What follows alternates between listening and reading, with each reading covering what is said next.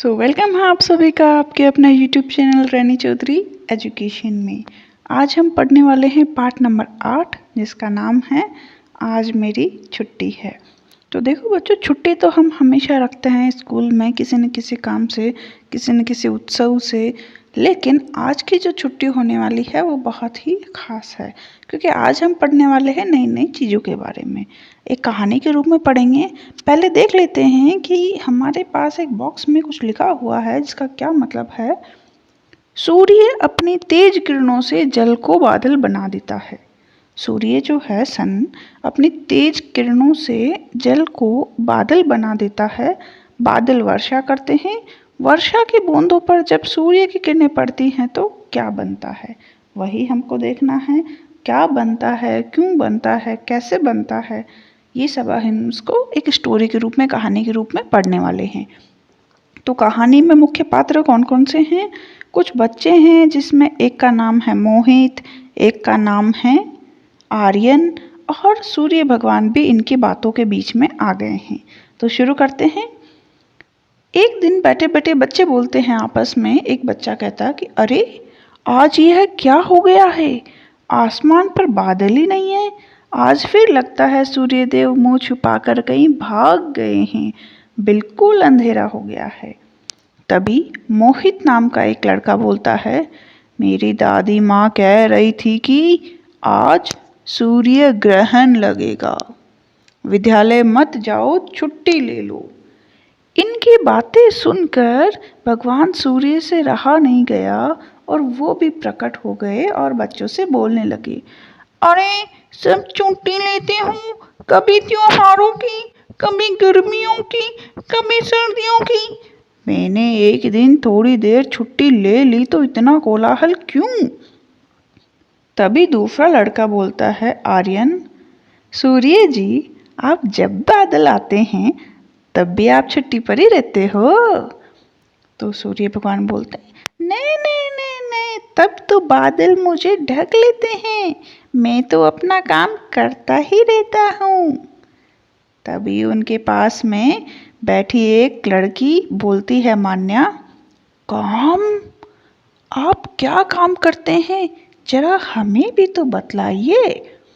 तभी सूर्य भगवान बोलते हैं, वाह, तुम्हें इतना भी नहीं पता, मैं ही तो बादल लाता हूँ। बच्चों इसको अंडरलाइन कीजिएगा। सूर्य भगवान क्या कहते हैं मान्या से? मैं ही तो बादल लाता हूँ, अपनी तेज किरणों से तालाब, नदियों, समुद्रों का जल सुखाकर भाप बनाता हूँ, जो ऊपर की ठंडक से बादल बन जाते हैं और यही बादल फिर वर्षा लाते हैं। क्या कहा सूर्य भगवान ने? कि मैं ही तो बादल लेके आता हूँ, अपनी तेज किरणों से तालाब, नदियों, समुद्र का जल सुखाकर भाप बनाता हूँ, और वो भाप जब ऊपर जाती है तो ठंडक से बादल बन जाती है और यही बादल फिर वर्षा लाते हैं। क्या यह काम नहीं? और हाँ, वर्षा के दिनों में इंद्रधनुष देखा है कभी? तभी आर्यन बोलता है, हाँ हाँ, क्यों नहीं, जरूर देखा है, हमें इंद्रधनुष बहुत सुंदर लगता है, 7 रंग होते हैं उसमें। इंद्रधनुष में कितने रंग होते हैं? 7 रंग होते हैं। तभी सूर्य भगवान बोलते हैं, तब तो तुम्हें यह भी मालूम होगा कि इंद्रधनुष में रंग भरने का काम तो मेरा ही है। तभी मान्या बोलती है, भला कैसे?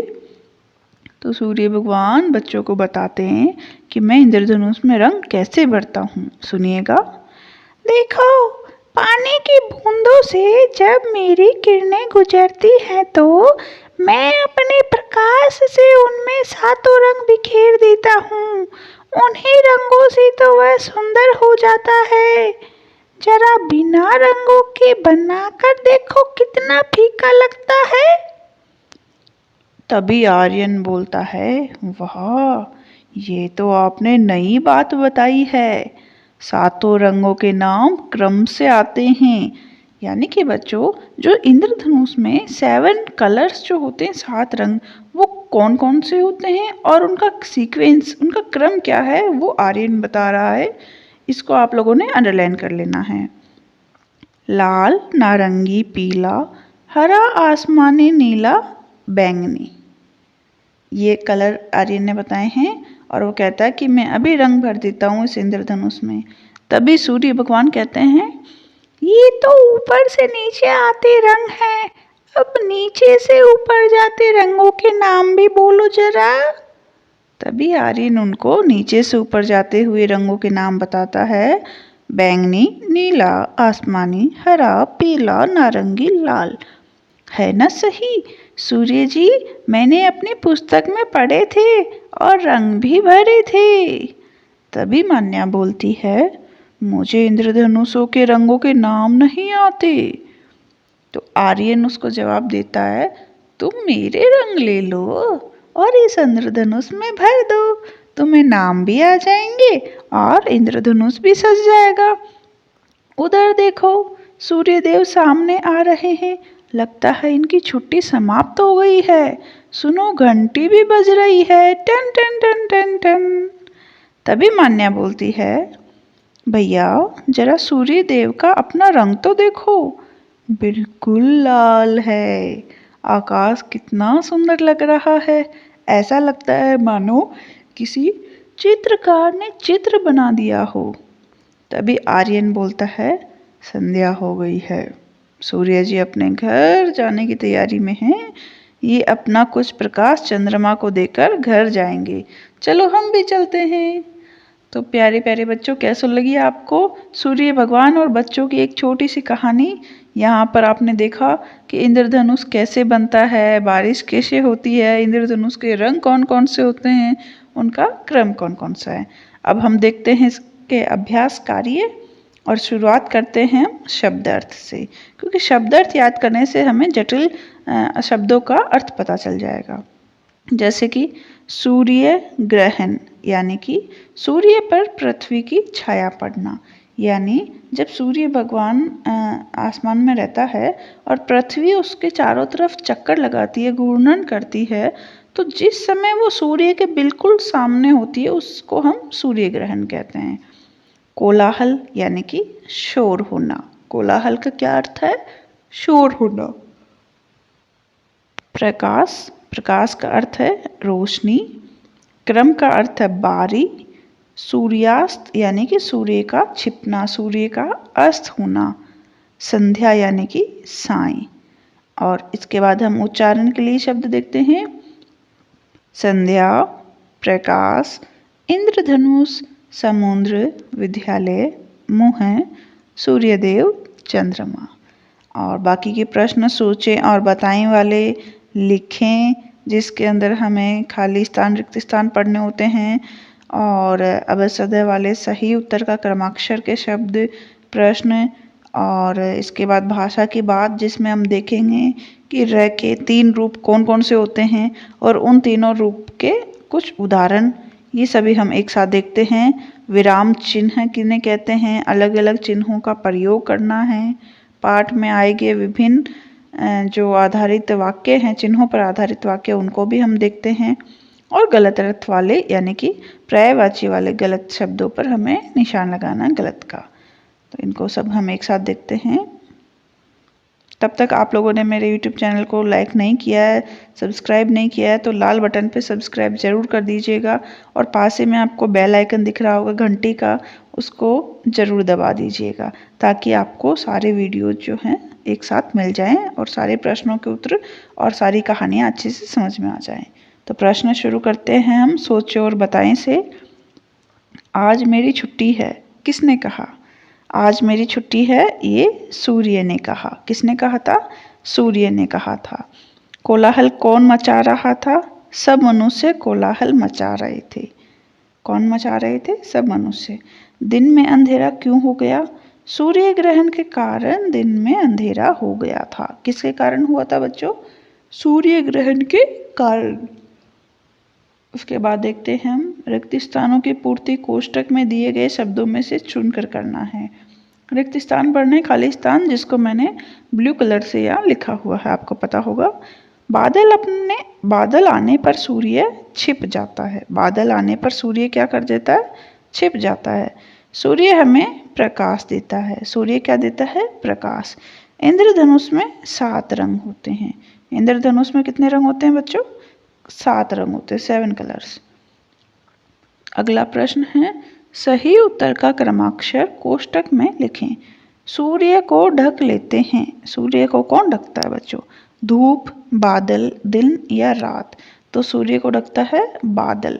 ख इसका आंसर होगा। सूर्य पानी से बनाता है। नमक, बर्फ, बादल, रोशनी। सूर्य पानी से क्या बनाता है बच्चों? सूर्य पानी से बनाता है बादल। क्या बनाता है? बादल। अगला प्रश्न देखते हैं, इंद्रधनुष कैसे बनता है? तो बारिश की बूंदों पर जब सूर्य की किरणें पड़ती हैं तो सूर्य के प्रकाश से इंद्रधनुष बनता है। याद रहेगा, दोबारा पढ़िएगा। बारिश की बूंदों पर जब सूर्य की किरणें पड़ती हैं तो सूर्य के प्रकाश से इंद्रधनुष बनता है। अगला प्रश्न है, मेरी दादी माँ कह रही थी कि आज सूर्य ग्रहण लगेगा। यह बात किसने कही? यह बात किसने कही थी बच्चों? यह बात मोहित ने कही थी। किसने? मोहित ने। अगला प्रश्न है, इंद्रधनुष के रंगों के नाम लिखिए। तो इंद्रधनुष में 7 रंग होते हैं। कौन कौन से? लाल, नारंगी, पीला, हरा, आसमानी, नीला और बैंगनी। याद रहेगा आपको। लाल, नारंगी, पीला, हरा, आसमानी, नीला और बैंगनी। इसके बाद प्रश्न है, आर्यन ने अपनी अंतिम बात क्या कही और किससे कही? तो बच्चों, आर्यन ने अपनी अंतिम बात मान्या से कही थी। क्या? सूर्य अपने घर जाने की तैयारी में है। यह अपना कुछ प्रकाश चंद्रमा को देकर घर जाएगा। चलो हम भी चलते हैं। ठीक है, अब देखते हैं हम हमारी भाषा की बात, हिंदी व्याकरण। तो प्रश्न है हमारा, पाठ में र के 3 रूप आए हैं। आप ऐसे शब्दों को छाट कर लिखिए जिसमें खाने में दिए गए र का रूप लिखा हो। तो मैंने यहाँ र के पाठ में आए हुए सभी प्रकार के शब्दों को लिख दिया है। आप ध्यान से समझिएगा। एक है पूरा का पूरा र लिखा हुआ, एक इसकी मात्रा है और एक नीचे वाली मात्रा, एक ऊपर की और एक नीचे की मात्रा। तो इससे बनता है घर, डर, नर, वर। और ऊपर वाली मात्रा से बनेगा सूर्यदेव, वर्षा, नर्तक, कर्म। नीचे वाले से बनेगा ग्रहण, इंद्रधनुष, प्रकाश और कर्म। याद रहेगा आपको। अब आगे देखते हैं, पढ़ते और लिखते समय कहीं कहीं रुकना पड़ता है। कभी थोड़ा, कभी बहुत। रुकने के लिए कुछ चिन्हों का प्रयोग किया जाता है जिन्हें विराम चिन्ह कहते हैं। इसको याद रखना है बच्चों कि कभी पढ़ते लिखते समय रुकना पड़ता है, कभी थोड़ा, कहीं कम।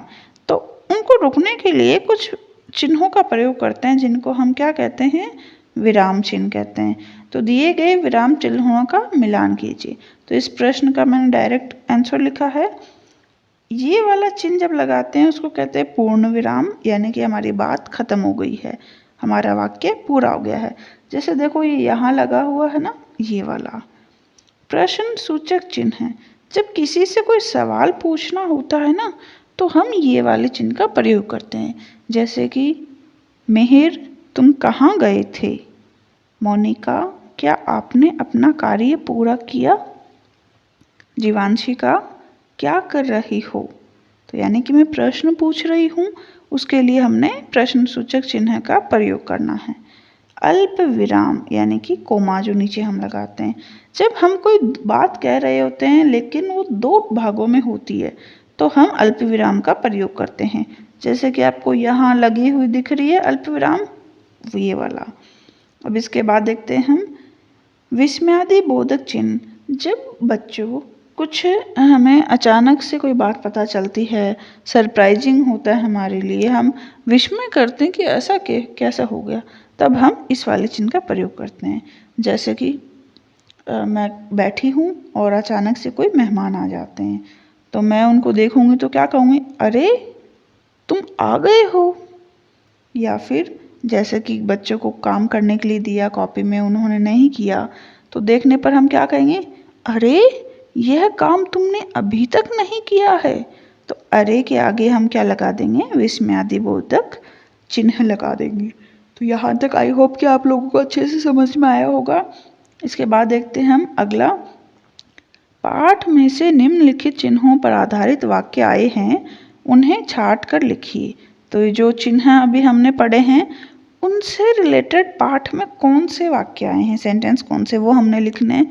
तो देखिएगा, मैंने एक दिन थोड़ी देर छुट्टी ली तो इतना कोलाहल क्यों। सूर्य भगवान कहते हैं ना इस लाइन को बच्चों से। तो ये कौन सा है, प्रश्नवाचक चिन्ह है।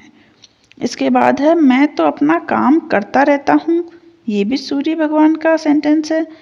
अरे आज यह क्या हो गया, मत जाओ छुट्टी ले लो। इस तरह से हमने इन चिन्हों पे आए हुए वाक्यों को पाठ में से छांटकर आप लोगों के लिए लिख दिया है। अब देखते हैं अगला प्रश्न। निम्नलिखित शब्दों के सामने दिए गए शब्दों में से अलग अर्थ देने वाले शब्द पर गलत का निशान लगाना है। तो देखो बच्चों, ये जो प्रश्न है ये आधारित है पर्यायवाची पर, यानी कि जब एक ही शब्द के कई अर्थ निकलते हों तो उन अनेक अर्थ निकलने वाले को हम पर्यायवाची कहते हैं, यानी कि जिसका समान अर्थ हो, और जो समान अर्थ नहीं है उसको हमने गलत लगाना है। तो देखिएगा, बादल, इसके सामने लिखा मेघ, जलद, आसमान, घन। तो बादल का क्या होगा बच्चों, आसमान, यानी कि बादल का मतलब मेघ भी होता है, जलद भी होता है, घन भी होता है, लेकिन आसमान नहीं होता। इसके बाद देखते हैं सूरज, रवि, सुबह, भानु, भास्कर। तो सूरज का पर्यायवाची शब्द है रवि, भानु और भास्कर, जबकि सुबह नहीं है तो इस पे हम लगा देंगे क्रॉस, गलत का निशान। चंद्रमा है अगला। चंद्रमा का शशि, राकेश, सोम, रात। तो शशि, राकेश और सोम ये तीनों चंद्रमा के ही दूसरे नाम हैं। तो इसमें गलत कौन सा हो गया, रात। यहाँ तक आप लोगों को समझ में आया होगा। तो हमने सारे क्वेश्चन आंसर जो हैं, प्रश्न उत्तर पार्ट नंबर 8 के कर लिए हैं। Thanks for watching our video. अधिक जानकारी के लिए आप हमें नीचे दिए गए प्लेटफॉर्म पर फॉलो कर सकते हैं, जैसे कि फेसबुक पेज है अपना रैनी चौधरी एजुकेशन के नाम से, टेलीग्राम ग्रुप है रैनी चौधरी एजुकेशन से। कल हम मिलते हैं एक नए चैप्टर में पार्ट नंबर 9 के साथ। तो सब्सक्राइब जरूर करना है और दोस्तों के साथ शेयर करना बिल्कुल ना भूलें, ताकि आप लोगों के पास सारे वीडियोस, सारे चैप्टर्स के क्वेश्चन आंसर आप लोगों को मिल जाए इजी लैंग्वेज में, सबसे आसान भाषा में।